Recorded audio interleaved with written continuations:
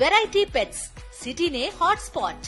పూర్తి వివరాలకు చదవండి రేపటి సాక్షి హైదరాబాద్ ఎడిషన్.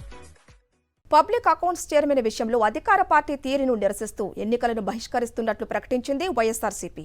నిబంధనల ప్రకారం పీఎస్సీ చైర్మన్ పదవి ప్రతిపక్షానికే ఇవ్వాలన్నారు మాజీ మంత్రి పెద్దిరెడ్డి రామచంద్రారెడ్డి.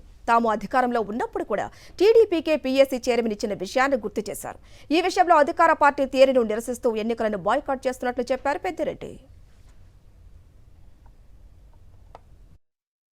మన రాష్ట్రంలో తీసుకుంటే కంబైన్డ్ స్టేట్లో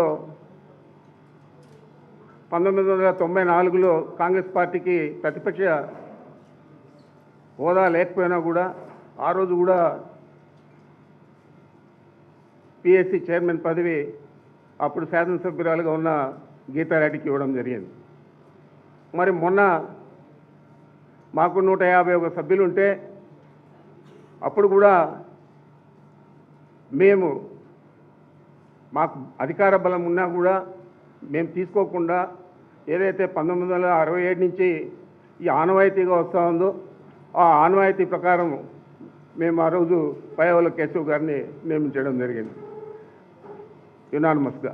మరి ఈ విధంగా ఒక ఆనవాయితీ ప్రకారం వచ్చేదాన్ని అంతా కూడా తప్పుదోవ పట్టించి ఈరోజు పిఎస్సి చైర్మన్ పదవి అధికారంలో ఉండే వాళ్ళే తీసుకుంటే దానికి ఏం న్యాయం జరుగుతుందని చెప్పి నేను అడుగుతా ఉన్నాను.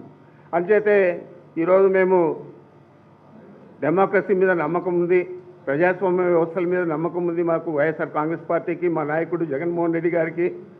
మరి జగన్మోహన్ రెడ్డి గారు అక్కడ ప్రతిపక్ష సభ్యుడి హోదా, ప్రతిపక్ష నాయకుడి హోదా అడిగితే కూడా ఇచ్చే పరిస్థితి లేకుండా ఉంది ఈ ప్రభుత్వం.